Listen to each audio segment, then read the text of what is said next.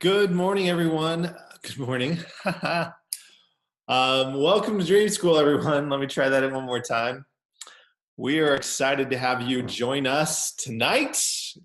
Want to give a big wah woo to everyone out there in Dreamland. Hey, this is the place where we're all on the dream journey. We're trying to figure out how to make our dreams come true, and not just in an imaginary way, not in some fickle, crazy way, but we're actually going to go do the work. We're actually going to go achieve dreams. We're actually going to show up to our high school reunion and look really great. We're going to do all of those things, but that's not why we're doing it, right? We're on a path, we're on a journey to do some great things in our lives, to make the lives of our families better, to make the lives of the people around us better. And I'm really excited for tonight. Well, I'd like to start off as becoming tradition. I'd like to hear from any of you who are in the game, who have had some big win, small win along the way. One of the things we've got to hear from each other is we've got to hear when we're winning, when things are good, when things are positive. I know there's a lot of tough, a lot of struggle, a lot of challenge in front of us, but I'll tell you what, it sure lifts my spirits, and I hope it does yours as well, to hear when people are winning. And so tonight, I would love to hear from anyone who's willing to volunteer one way in which they might be winning. And while you're thinking about that, just go ahead and by raise of hand, and I'll call on you, and you can share a little bit. Here is, I'll get to Ashley and Cherie. I wanted to give you a quick positive focus as a bit of housekeeping. We have decided, we've gotten enough good feedback from everyone that we have decided that we are going to be hosting a day-long live event here in Phoenix, Arizona in January, getting away from the cold weather. We're going to spend a day together, and we're going to spend a day together dreaming. And it is going to be it's just going to be incredible. And I'm telling you what, there's nothing like, we used to have an online school. I used to participate in part in an online school. And one of the things we did is we got everyone together. And as soon as we got everyone together, it just transformed everything. It made everyone more connected, more, we knew each other, we'd broken bread together. And as a result of that, we felt far more committed to the work that we were doing together. And so I don't have all of the details yet. Our tentative date right now, unless I get outcry, is going to be January 20th, which is a Saturday in Phoenix. And we are super excited. We're super excited to hopefully have people come join us here in Phoenix. And for some of you, it's closer. For others, it's further away. I recognize that. We hope you can make it. If you can, it doesn't mean you're left out in any small way. I hope you have a small FOMO, fear of missing out, but certainly it's going to be great. We're going to share as much as we can from those for those who can participate, though. It's going to be fantastic. More agenda items and things to come. I just want you to save the date if that's something you're going to want to do. I'm hoping to get out some details this week. It's going to be at a relatively low cost. We're going to try to keep the cost really, really low, because my goal really isn't, this is really a money-making event for me. This is a way of us getting together. I will probably charge something just to cover the costs of meals and things like that. But it's going to be fantastic, and I'm really excited about that. So that's my positive focus. I want to call on Cherie to share a little bit of her update. What's one of her wins? I'm not driving. We got you. You're not driving. I'm not driving. I have a rehearsal every Tuesday at 7 p.m. So I run in the parking lot at 6, so I can set up in my car so I can participate every week. Oh, you're so good. You're so good. Thank you. Hey, so what's the win? What's the positive focus today? This is small in the world of wins, but it was a really big win.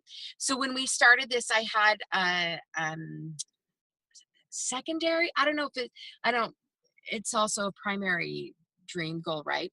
To start changing my health for the better. So the first thing I decided that I would do is that I would give up all soda, which was my 100% liquid of choice. What? And yeah, 100%. And I actually haven't had a soda at all in 5 weeks. So I made it past my month mark. I wanted to make it past 33 days. And I've only had water for 5 weeks. And that's huge for me. But I know it's huge for me. So I made it. Yeah, I don't think we should minimize that even a little bit. That is ginormous. Right. And I think what's fun that you've shared that publicly is that it's going to help you. Like, hopefully you've had the experience of sharing it with as many people as possible. That, like, I don't do that anymore. I did the similar thing with sugar Right. 3.5 years ago. I said, I don't really do sugar anymore. I don't do pies. I don't do cakes. And it's to a point now, if my family saw me eat something or do something like that, they would freak out. They'd be like, what Yeah. the heck is going Right. on? The world is coming to an end, because it's become consistent enough for me. That's a huge win. Congratulations. Thank Let's all you. give her a virtual applause. Congratulations. Great news. Oh dear. I love it. Congratulations. Thanks for sharing. Thanks. All right. Anyone else have a good win? That was a great one. It's hard to do stuff like that, man. And it deserves a little applause when we see people do big things there. Ashley, what's the good news for you on your side? Oh, sorry.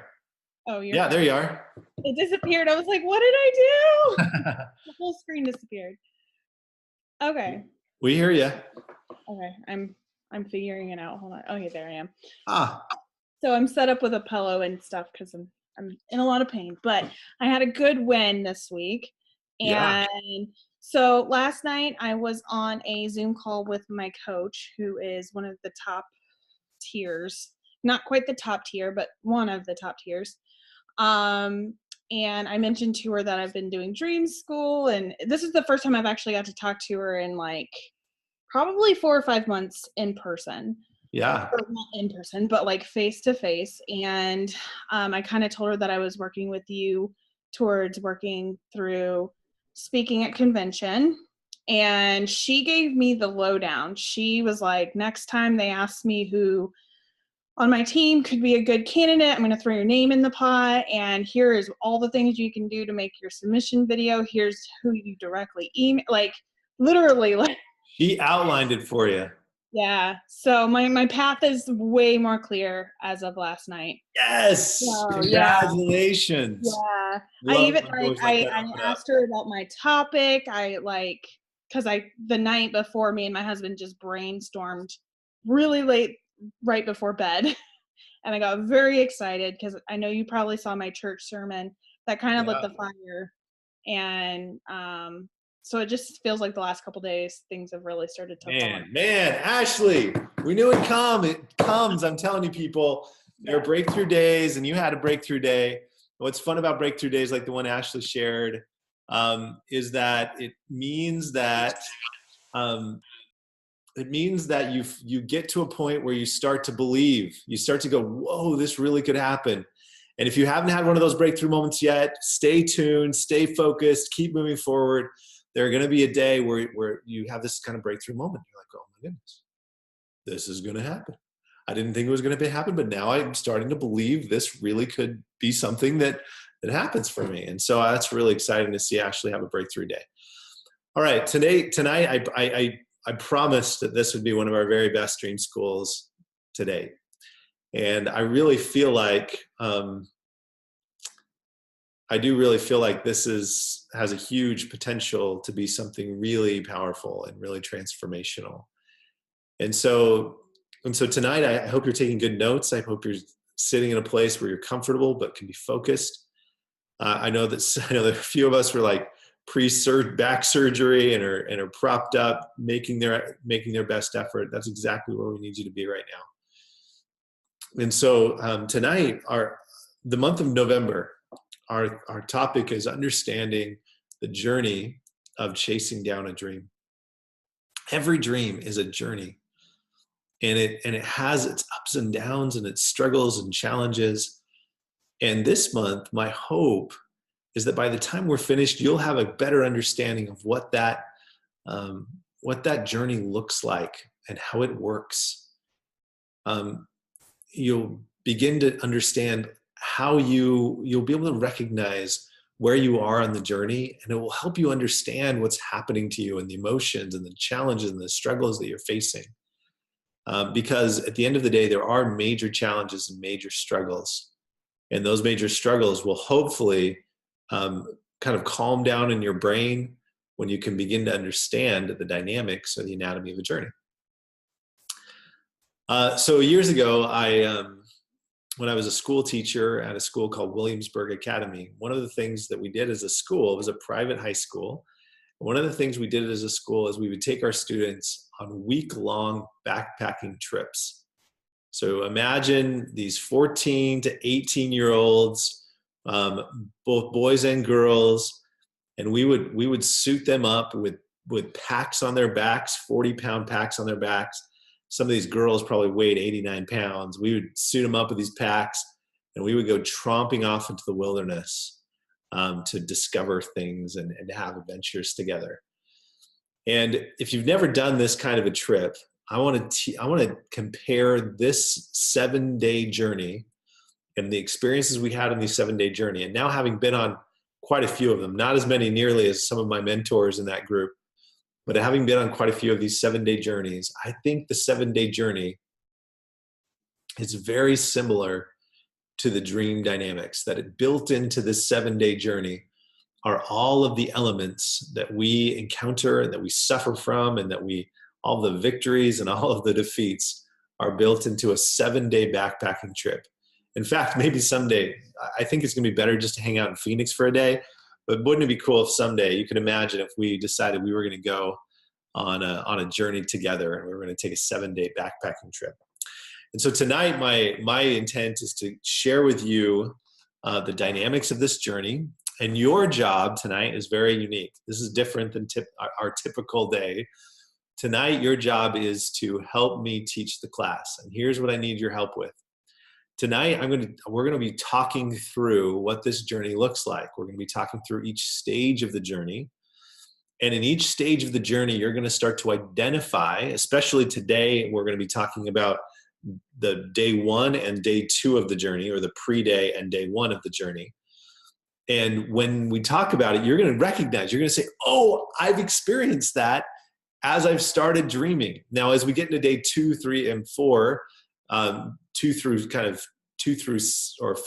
through 7, as we get through days 3 through 7, you're going to start to notice, man, I probably haven't experienced some of those things, so they're not going to ring out as true. But we've been at this for a little while, and you guys are probably most of you on day, some of you are still on the pre-day. We'll have to get over that. But many of you are already on day 1.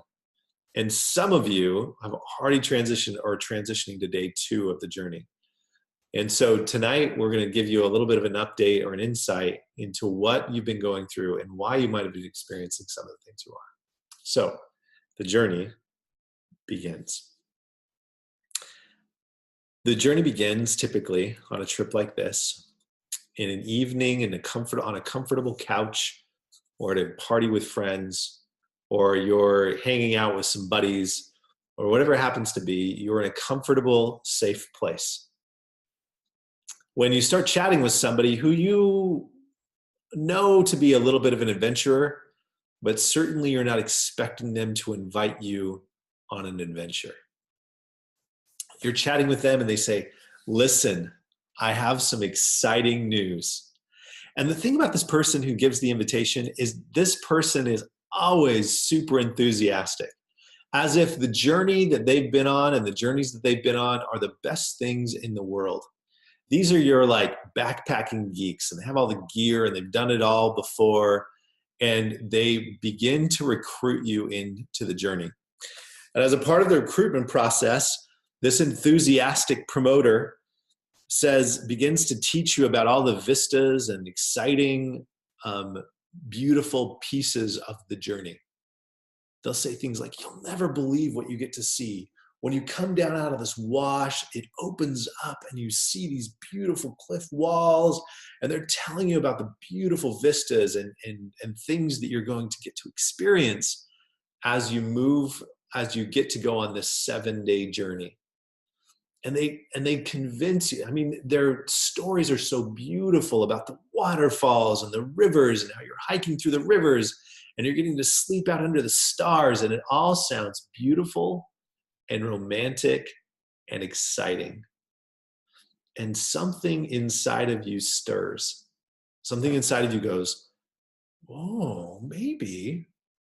And you see in them something you want to see in yourself.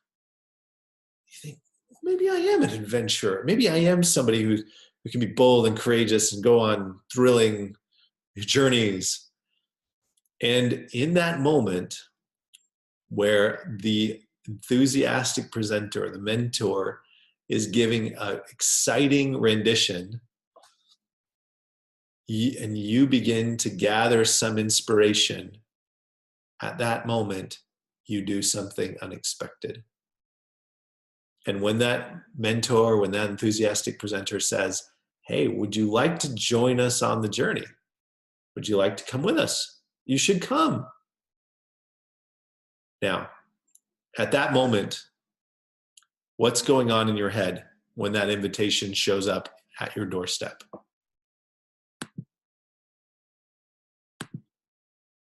Yeah.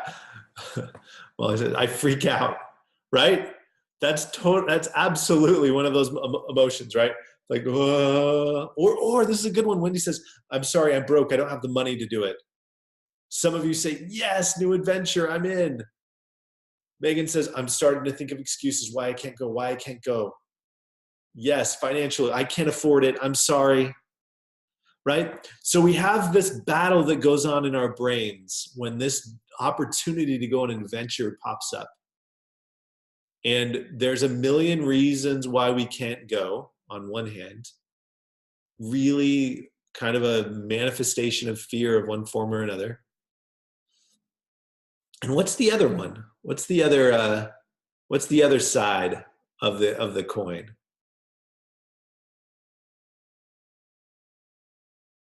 Hope. I like that, Claire. What could be? There's this feeling of hope, or curiosity at very least. Excitement begins to trickle into our hearts as well. And these two emotions show up in the moment of invitation. And if we're bold enough, if we're courageous enough, if we are in a spot in our lives where we're willing to go on a little bit of adventure, then we pause and we say, yes, I'll come. Yeah, I think that would be great. It's more like this. Oh, okay. I'll come, right? And we agree. We agree to go on this trip. And it was fun as I would invite people on trips like this, especially my high school students, and I'd tell them how exciting and what a great experience it was, and how it would be transformational. And many of them would say yes. And some would say, I don't know. But at the end of the day, the good news about you is you've said yes. We've already crossed this bridge, right? You've said yes. Now, immediately when you get home, all of the energy and enthusiasm of the enthusiastic presenter or mentor starts to fade away. And all of a sudden, we become extremely nervous. I call this buyer's remorse. We say, wait a second, what have I done? What have I done? Oh no, I've just committed to go on a trip and it was in front of other people. They know that at this point, if I don't do it, I'll just be chickening out. By the way, this is the importance of the declaration and the dreaming process, because once we say yes, and the less we tell someone else, the less we make it public, it's too easy to go back. Because when the buyer's remorse shows up, we say, what did I get into? What did I get into? We may do some research and we start reading about all the challenges, dangers, and fears. We learn about altitude sickness, and we learn about exposure. And if you don't have the right backpack, and if you don't have the right sleeping bag, that all of a sudden things can go terribly wrong. You start noticing articles on Facebook that talk about people, innocent people who started on a journey like this and fell off cliffs. And you begin to think to yourself, oh my goodness, I've just committed myself to something truly dangerous.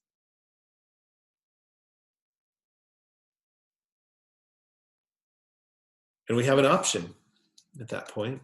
And periodically people will say, you know what, on second thought, maybe I can't make it after all. As Brandy says, maybe we'll just run away. Because we're not yet fully committed. We're somewhere in between. We've said yes. We've made the declaration. But we haven't quite yet We're not on the journey quite yet. We're still in the comfort of our cozy home with the warm weather and the strong roof to keep out the elements. And as a result of that, we still have the chance to turn back. And some people will turn back, but others will decide to be resolved. They'll decide that it's time for them to follow through on the commitment. They'll live with integrity, and they'll, maybe whether it's through fear of looking bad or ego, meaning they have too much pride to say no now, they're going to follow through. Their enthusiastic promoter sends them the details. They send them the cost and the pricing and the packing list. In fact, we had a very extensive, when we would go on these trips, we had a very clear and a very extensive packing list. We basically prescribed every item from hand sanitizer to the size of your cooking stove to the size of your and weight of your sleeping bag. We had every little item outlined in detail that you would need to pack with you on the trip. When you started to get to work on the packing section of this journey, one of the things you'll start to notice is you get the packing list, there are things on the list you don't even recognize. You say to yourself, I don't even know what these things are, much less have them in my house. And so you have to go out and you have to start adding pieces to your life. You have to start adding changes to your life. And you have to start shifting and buying and spending and investing in this trip for the very first time. And it starts to become real in a different way than it did before when you committed to it. And it becomes different than the time when you at first felt the buyer's remorse. And it even feels different than when you resigned to end up eventually going. In this case, you start seeing some of the details of the trip. And most of the details, if you're like me, are a little bit scary. Because you see the thickness of the pad you will be sleeping on for 7 days. And you go to say to yourself, I don't know that I can handle this. I'm too much of a wimp. Ouch, right? This is scary to me. You see the size of the pot, which will be your only cooking utensil the entire time. We would tell our students, just bring a pot, don't bring a bowl, don't bring, we're trying to go minimalistic to keep our packs light. And yes, Lauren, the overwhelm begins to kick in. Now, by raise of hands, how many of you have gotten to the point, because we've led you down this path, right? When we said get clear on the work, that was you going and figuring out what your packing list will be. And how many of you felt a little overwhelmed when that day showed up? By raise of hands? Yeah, most of you. Definitely over half. We feel some overwhelm. We're like, man, can I really do this? Am I cut out for this? This is for like people who are in the magazine on the cover of North Face. This isn't for some school teacher. This isn't for some fill in the blank, right? And all of a sudden we start to see the detail of it. And we start to recognize this is a real thing with real challenges, real dangers. We start packing together our first aid kit. And we had an extensive list of things to include in your first aid kit, right? We'd have you pack duct tape and you got to bring a certain number of water bottles. And as you got clear on that, there were certain things you thought to yourself, am I really leaving this or that behind? I remember one night in particular, before we left on trips, the night before, we would have what's called gear inspection. With gear inspection, we would bring in everyone's packs. We'd have them unpack every item in their bag, and we would verify that they had everything they needed to go on the trip, but no more. And it was awesome to watch. You might imagine how awesome it was to watch high school students pack what they thought were essentials. And they would pack things like they would have like 4 or 5 pots and pans when really all you need is one. They would bring large tents that weighed 20 pounds at a time, right? My husband had a kid who literally bought 21 tin cans of food. Yes, that kind of thing. We had one student that brought a 12-pack of Mountain Dew, right? And inevitably, when we're about to leave on the journey, there are certain things about our old life, our old comfort, the comfort of home, that we want to take with us, but we have to let go of. Because on this trip, we need to take the minimum required amount. If we take more, it's stuff that will weigh us down, right? And will keep us, it will be heavy for the entire journey.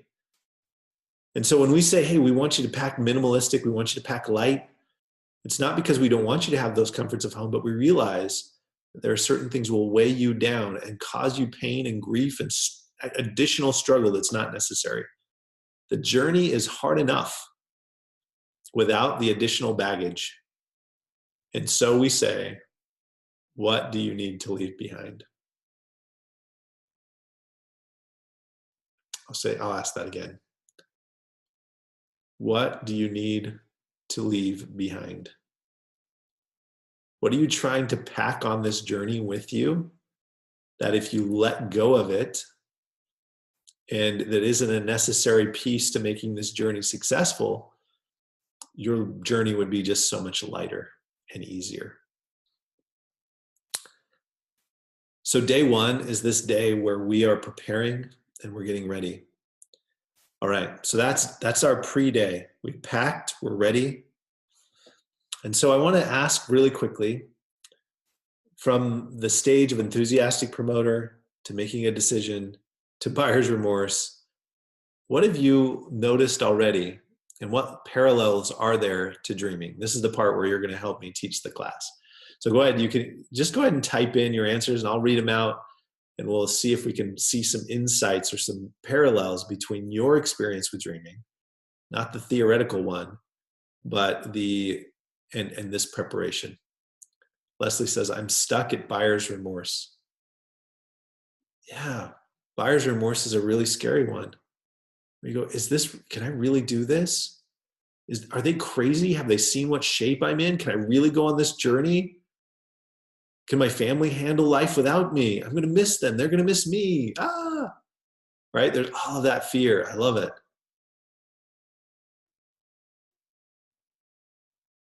Yeah. So there's lots of desire, but you're not sure so you get nervous. Like, will my body hold up?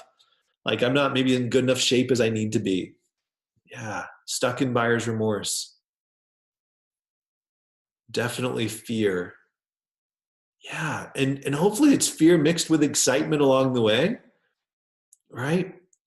But at the end of the day, we go, what if I get out there and it doesn't go well? What if I get out there and I fail? What if I get out there and throw in the fear, right?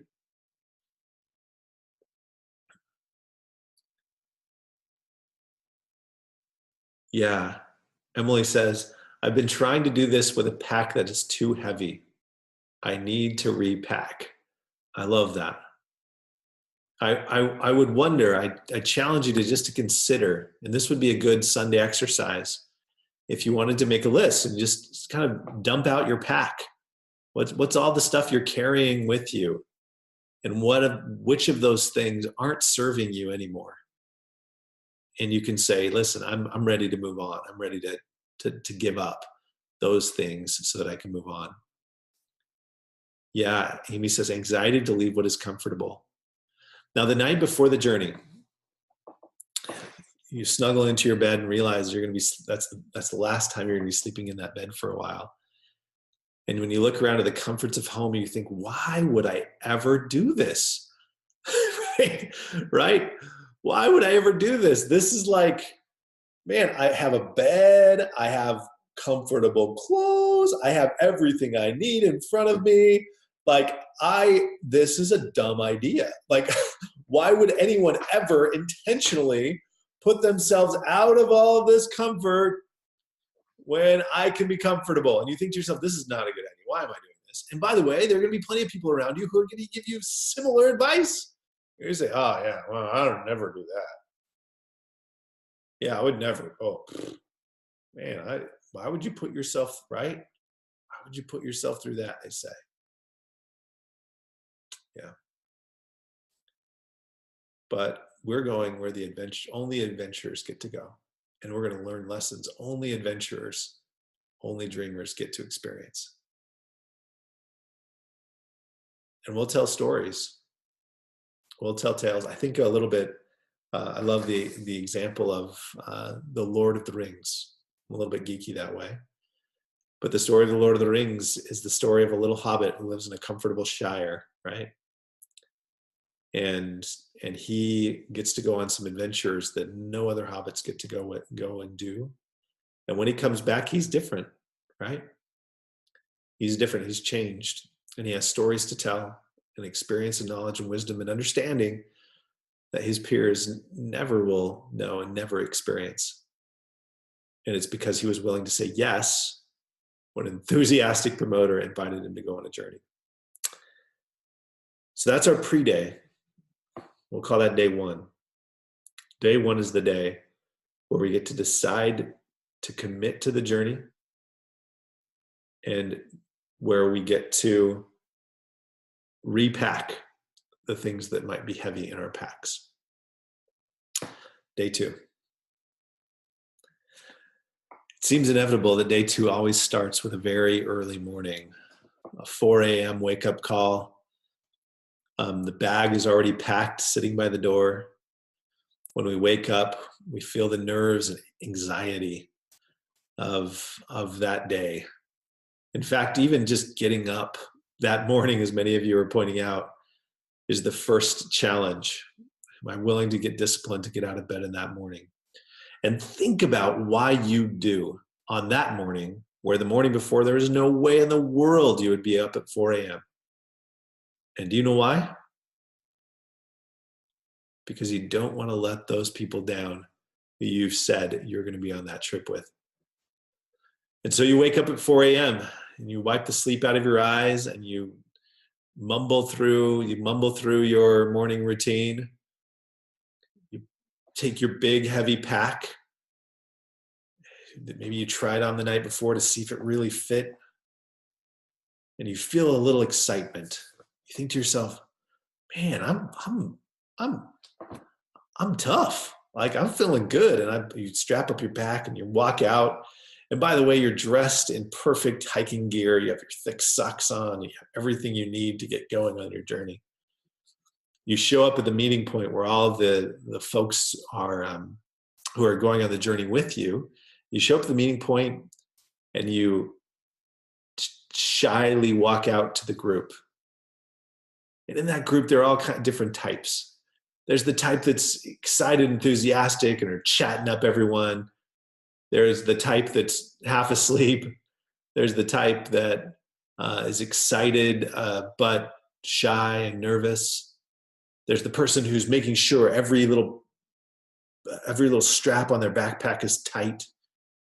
There's the person who's still figuring out where they are in the first place, right?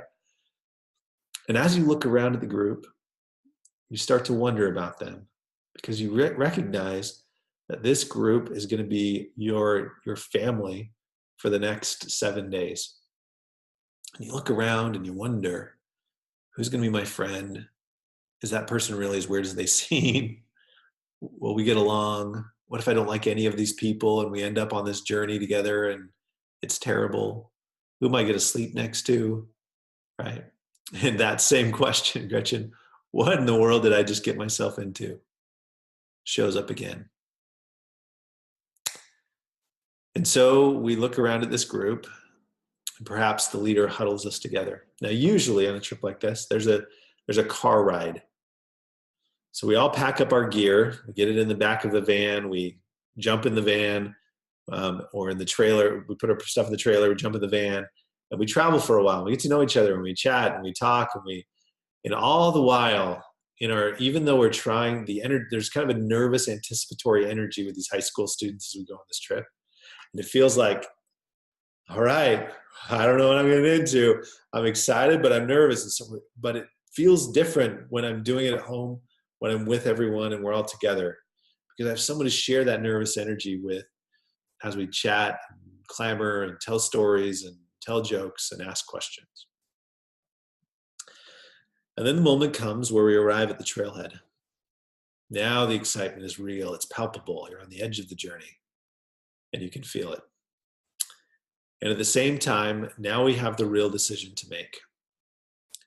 Because they're going to drop a group off here and a van is going to leave. And if you aren't on that van, there's no backing out. Right? There's no backing out. This is it. This is the decision time. We're either going to be on this journey or we're not. Because at the point of decision where we're truly committed to the journey is not the day before. It's not the day of packing. It's not the night where we show up with our gear. It's not the day we toss out the Mountain Dew. It's the day where we show up at the trailhead and the van is going one way and I'm committing to go another. And there's a new moment. And this is a true experience in dreaming as well. And I'm just going to share a quick experience. You know, in my work with dreamers, there's always a moment, and it's actually quite a ways into the process, further than you would expect, where they kind of say, Dan, I'm in. This was a maybe, but not anymore. I'm committed. I'm going to do it. I'm not getting back on the van. And it's a little bit of a forced decision. It's not necessarily like, oh, I've just decided one day. There's some moment, whether it's I'm quitting my job, or I'm putting in my notice, or I'm moving to a different city, or I'm telling my family that I don't drink soda anymore, or where I'm applying for my TED Talk, or I'm signing a contract to build a house. It's like there's some initiating moment on the journey where you it's the point of no return. And in that moment, we decide whether or not we're going to move forward on the adventure or whether we're going to retreat. And so my question for you is, have you reached that moment yet on your dream? And if you haven't, that's okay, right? It's coming. And just know it will come, and don't be afraid of it when it does come, and make sure there are a lot of people around you when it does. Because if we're left alone, right? If you're standing at that trailhead all by yourself, the likelihood of turning back is pretty high. This, by the way, is why we have Dream School. Because you have a bunch of people around you who know you're on the journey with us, and we don't want you to turn back, and we want you to come with us.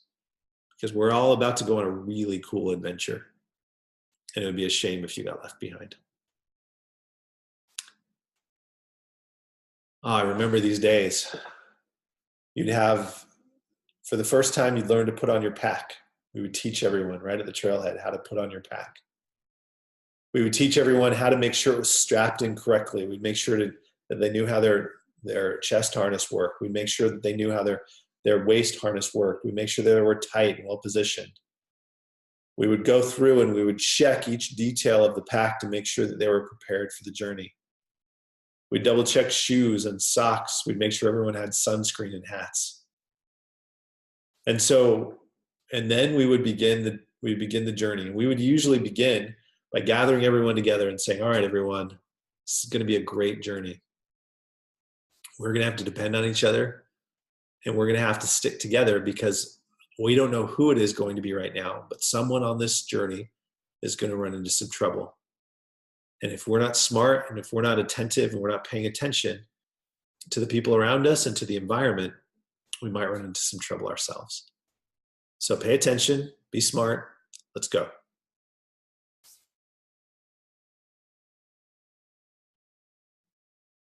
Oh, and that is a really cool moment.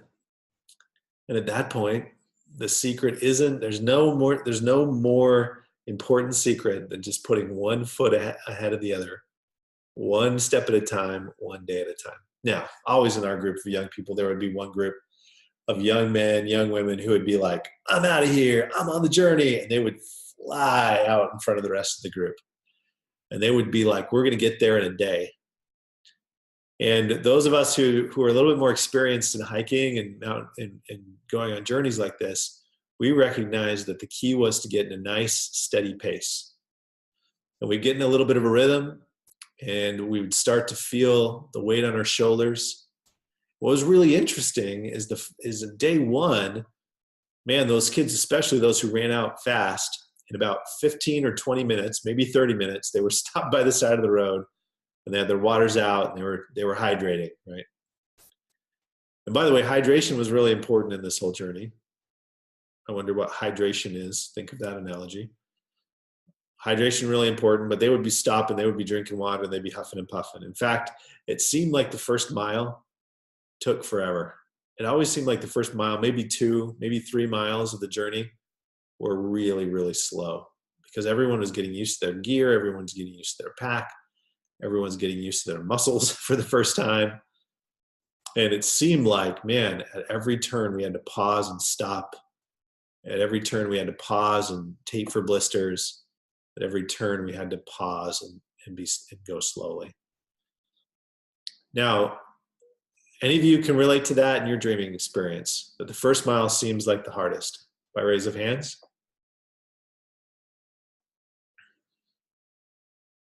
Yeah, lots of you. Yeah, the first mile is definitely the hardest, right?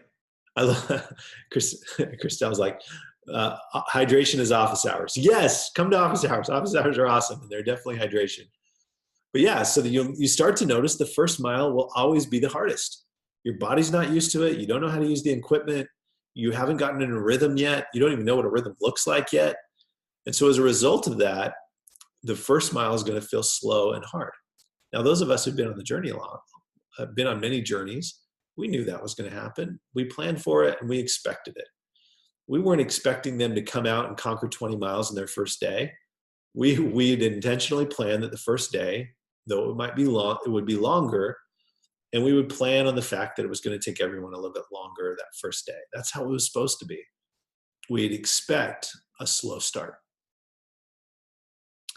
And this is the same as with your dreams. You should expect a slow start. Now, some of you are lucky and have had great breaks, and maybe you're in great shape. But when you get started on your dream, it's going to feel a little slow. If you've ever built a house, you'll understand. It's always a slow start.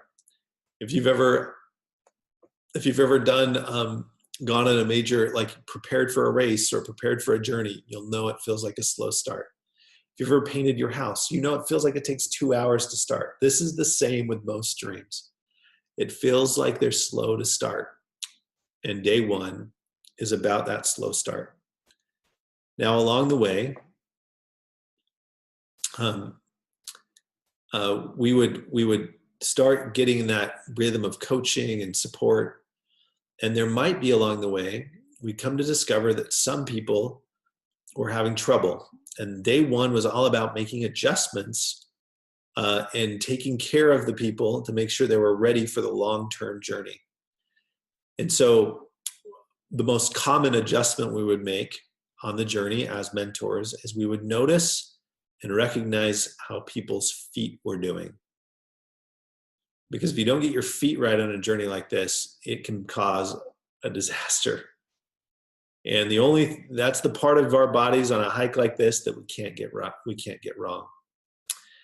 And so along the way, we would warn everyone, listen, if you're having some hot spots, if you're feeling some burning sensations on any part of your foot, we need to pause immediately before it blisters. We need to get it fixed, and we need to get it taped up, we need to get it right. And we would pause and we would adjust as needed along the way with tons of patience, because we recognize that if we're trying to push through our pain, we're going to be in very big trouble. So we would pause and adjust. We'd make sure that everything was just right, and so we could really hit our stride by day 2. So question. So day 1, exciting morning, nerve-wracking meeting of new people. Finally at the trailhead, letting go. New gear, new equipment. And then finally, slow start. Making sure to take care of the pains and things that might get in the way of us hitting our stride in the future. All right, so again, my question is, how is that like dreaming?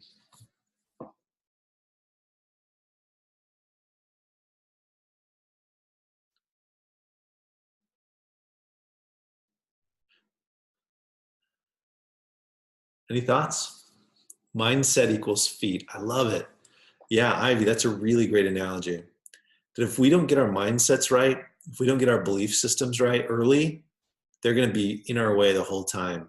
And it can totally destroy the trip if we can't get our mindset or attitude right. I love it. Preparing yourself to conquer. Very good thought. Yeah, Molly said, I feel like I need to fix a bunch of things before I can start my actual dream.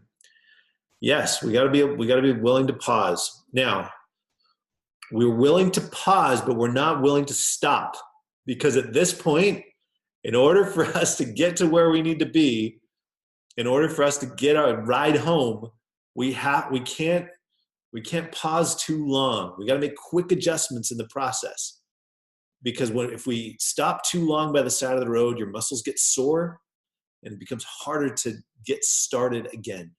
Okay? So I love this concept. Man, I got some adjustments to make. Make adjustments. Don't take too long. Oh, I love it. Rachel, I think it's Rachel that says, remembering that this is my choice. Yeah, this is your choice, right? You chose to be on this journey. You chose to be committed to this. You chose to engage in this crazy journey, this crazy adventure we're going to go on together. Yeah, very cool.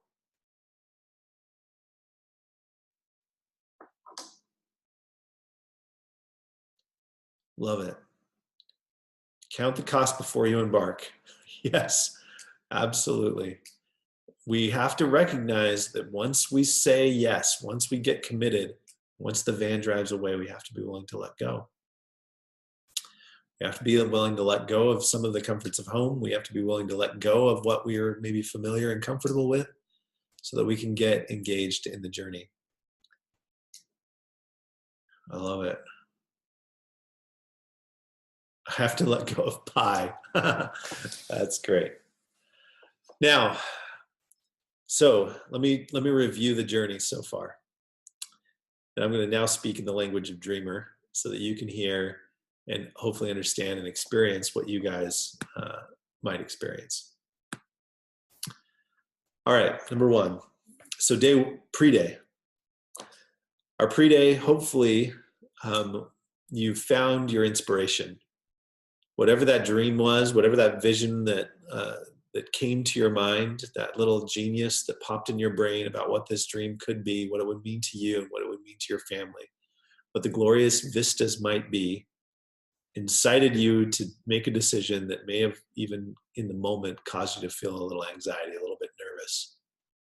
Hopefully you declared it to the world and you said, listen, I'm going on this trip.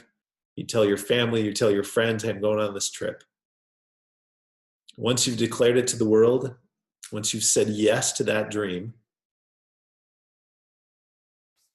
so the first step is to get swept away in the dream, to get excited about it. Second is to say yes.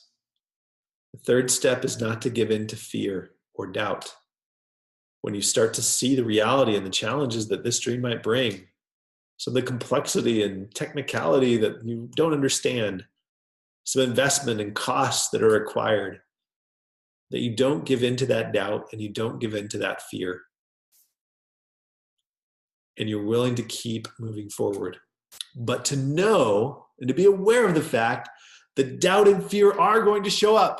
They do every time. There's no trip like this where you don't feel some anxiety getting into the van for the first time, where you don't feel some anxiety where you see the packing list, you're like, oh my goodness, what am I getting myself into? That's what the beginning of journeys feel like. And it's awesome and scary and freaky outy at the same time. And so, freaky outy. In other words, we have a challenge ahead of us and it's going to feel a little scary. But I'm telling you, that is a small price to pay for the vistas and the waterfalls and the adventure and the learning. And then the next piece is we have to pack. We have to decide to let go of some things. We have to decide not to take some things with us that are comforts that bring us ease. Things that are distractions and that will get in the way of our ability to go chase down this dream.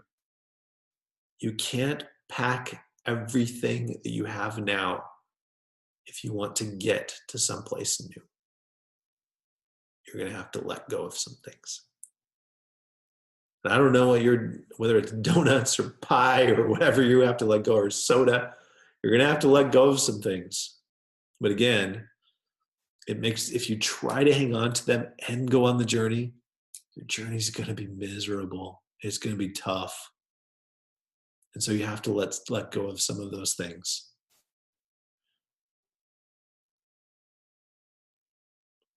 Finally, the day will begin. Once the day comes where you start actually getting into the dream, which means you start meeting the people that are going to be important in the dream to pursue the dream. You're going to look around at these people and you're going to say, I'm not like them. I'm different than them somehow. You're going to look around at these people and you're going to say, well, that person's really enthusiastic and I think they're going to become annoying, right? Or whatever that attitude is, your subconscious, that rut's going to be saying, just go home. It's going to be easier. It's going to be safer. And you're going to have the temptation again to turn back. This temptation to turn back is going to show up a third time when you get to the trailhead. When the dream suddenly becomes real, and where for the very first time you go, oh my goodness, my life is going to be different if I chase this dream down. And at that moment, you're going to have a third decision to make. And this is the real one. This is the one where you say, boy, it's time. This is real. And I don't know what's ahead. I don't know it perfectly. I can't see the end from the beginning. But I'm willing to take a step into the dark. And I trust the people around me. We're going to take care of ourselves. I trust the equipment on my back. I trust my legs and my ability to figure it out when we get to the challenges that will come.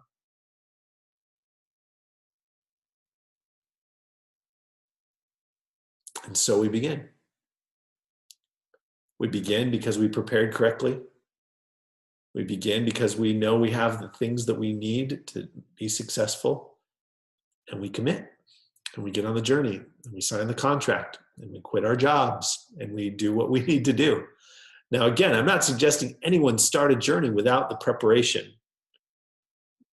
Right? But we make sure we know what it's going to take. I always say we fly the plane as close to the ground before we jump out.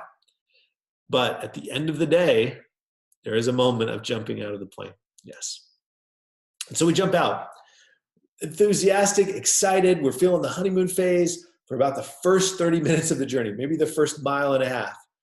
But it's slow going. Our pace is slow. We're drinking lots of water. We have to stop to bandage our toes. And the first little while isn't going to feel rhythmed. It isn't going to feel easy. It isn't going to feel great. It's going to feel awkward and uncomfortable and weird. With moments of like, dude, I'm on a journey, right? So it's going to be this kind of funny blend. I call it adolescence. It's like being a freshman in high school. I use this analogy a lot, but it's so perfect. It's like, yeah, all right, let's do it. Let's go. Oh boy, I don't know what I'm doing. This is weird. Everything's new. Everything's changed. Everything's different. Oh boy, I'm going through puberty again, right? It's like a kind of an icky / exciting time. Oh man, new things are hurting. I don't know what is that? Oh my, this feels good. This hurts. I'm tired. I'm cranky, right? It's this whole series of emotions. And as we get through this first phase of life, as we get this first phase of the dream, we're not in rhythm yet. Things aren't clicking the way we want to. But hopefully the excitement and enthusiasm of the journey carries us through. Now, next Tuesday night, we're going to talk about days 2, 3, and maybe 4. And I hate to break it to you, but the morning of day 2 is not a good morning. But day 3 is brilliant. Can't wait for you guys to get to day 3. Because day 3 is brilliant. And I'll tell you all about why day 3 is so much better than day 2. And why day 2 is trouble, and how we can get through day 2. And what kind of keys are vital during day 2 of the journey as we go. By the way, just out of curiosity, I'd love to take a quick poll. And I don't have my polling mechanism up. We'll just have people raise their hands here. How many of you are on pre-day? Your pre-day in your dreaming process. Pre-day. All right. It's a little under half. How many of you, about 40%, how many of you are day one? Day one. So I'm going to wait, hang on. No, all right, day one. Now vote. Day one. All right. So about 20% of you or so. And how many of you are day 2 or above? Day 2 or above. All right, a handful of you. All right, great. I can't wait. You guys need to make sure that if you're day 2 and above, you're already experiencing some of the pains of day 2. I'm excited to share a little bit about how we might handle day 2. Yeah, some of you are like, I'm most definitely day 2. Is day 2 terrible? I'm day 2. I'm sorry. I'm telling you, it does get better. Day 3 is so fun. But day 2 is a little bit of a pain. And by the way, one of the parts that hopefully Dream School provides for you, and this is our goal in today, it will be my goal throughout the rest of the month. Having someone with you as a guide, as you go on these really cool adventures, simply allows you to know what's normal and what is to be expected and what we should panic about. And that's a really key distinction when you're on a journey and you're in the wilderness and things are a little bit scary. And so at the end of the day, hopefully we can help decrease the panic. Hopefully we can recognize where that we should expect that day 1's a little slow. And when it's slow for us, we can settle in. We can not stress or freak out about it because we know day 1's are slow. And when we hit day 2 and it's a little tough, we can say, this is I'm just in day 2, I'm feeling some day 2 today. And hopefully it won't throw us too far off our game because we know it's normal and we know it's expected. And knowing that we're on the right path and that when we run into a day 2, that's just a normal humdrum day in day 2 land, we'll hopefully gain confidence that we're still on the right path. And the great part about a journey like this one, a great part about a journey like being on a backpacking trip is it's really hard to run away from it. And it's really hard to go back to normal. There's only one way out and it's through. And so we need you to go through. All right, folks, this has been a really fun night. I'm glad you're on this journey with me. I'm glad we're going on this trip. I'm telling you what, this is why I keep saying, I can't wait for you to start accomplishing some dreams. I can't wait for you to go home and be able to tell stories about it. I can't wait for you to have the moment where your life is different and changed and you can't even see the old life. It's so different. And it's because you've chased down some dreams and you can't imagine going back because it's that much better. And that's what we're inviting you to do here. And we've had, up to this point, we've had about 10 people who have left Dream School, canceled Dream School, and they said, I'm too busy, life's too crazy. And they said they're not going to come on this journey with us. I'm telling you what, I feel sad for those folks. Hopefully they join the journey some other time. Man, I'm sure excited that we get to go on this journey together. So stick with us. Stay with the group. Don't straggle behind. Let us know if you're having trouble. I'm here as a guide, and we have so many other smart, talented people in this group that when things do get tough, when you're starting to feel a blister coming on, let us know. We'll help you make the adjustments you need to make sure you're going to be okay to complete the journey. Because I feel committed to helping everyone in this class complete the journey. And it's not going to be easy, and it might not even be 100%. I can't offer a 100% guarantee, but I can offer that we're going to support you and we're going to make sure you're safe And that when there comes a time where you may have to turn back, or you may have to be life flighted out or whatever, we're going to make sure that you have learned the lessons you need to learn. And that at the end of the day, you're going to be grateful for the experience of going on the trip.